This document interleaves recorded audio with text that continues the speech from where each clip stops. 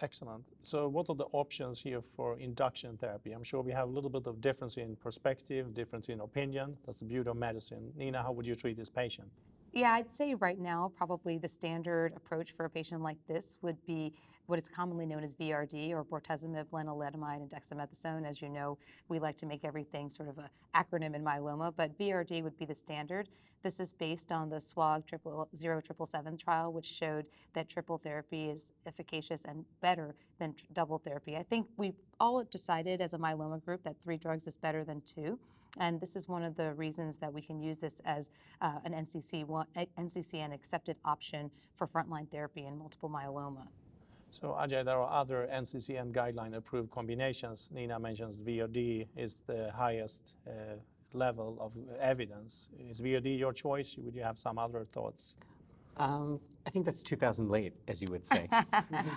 It's time to move. I think the current therapy is quads. You know, I think we've seen already from Cassiopeia where DARA was added to VTD and compared to VTD. And I think what was really surprising, you know, it's not, we know that DARA is combinable with other drugs. There was not really much additional safety concerns. And there was deepening of response. And what struck me the most about that study is with only an 18-month follow-up, you already see a PFS improvement. So I think that is the first foreshadowing of doing quads. And of course, there's also Griffin because, you know, who uses thalidomide in the US? But the Griffin is basically the randomized phase 2 with DARA RVD versus RVD, and already also has shown an increased depth of response, although PFS data is you know, being weighted. And I think the question is, are you an early adopter or not? And I personally would probably, based on the Cassiopeia and this better efficacy, I would be moving towards quads. So Alfred, what do you think? So I'll break the tie. I would go with Nina on this one. So our standard approach is to use Revlimid, Velcade, and dexamethasone in a typical patient like this who presents with multiple myeloma.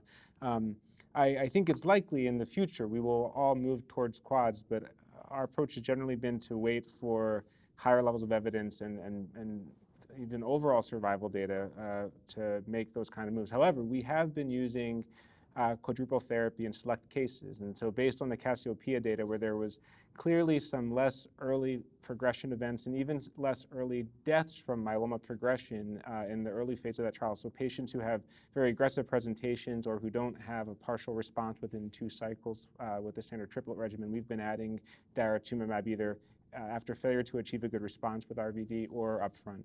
But I agree with all of that. So I'm curious, though, you said you're waiting for higher levels of evidence. So when Nina just mentioned this 777 study, so prior to that, which was probably published maybe 2 years ago, what were you doing in the interim decade? Were you doing 2 or 3 drugs? Because that was the first phase 3. It was still med school. Huh? No, I was just starting.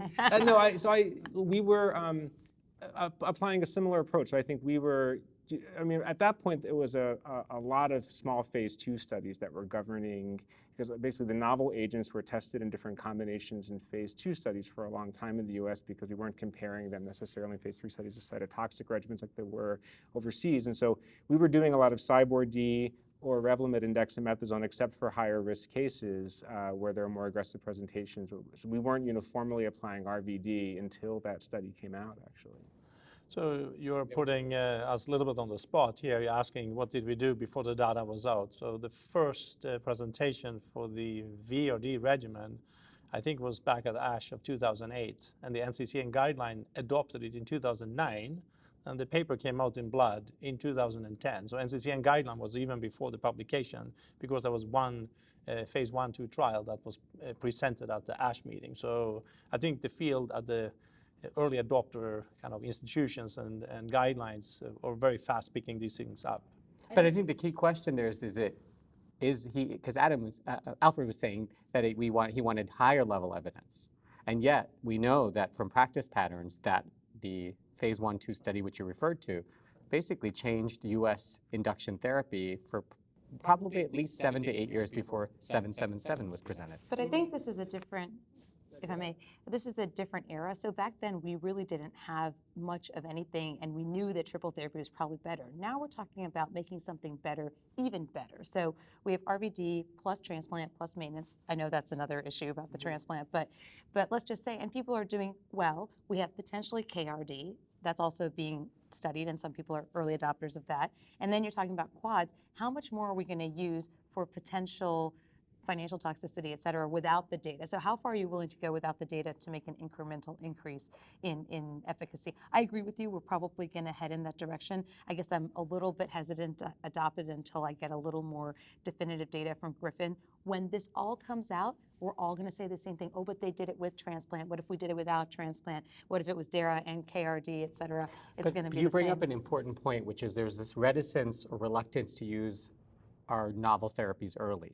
And so what is that predicated on? And is that, because one of the questions is, are we harming downstream sequelae, right?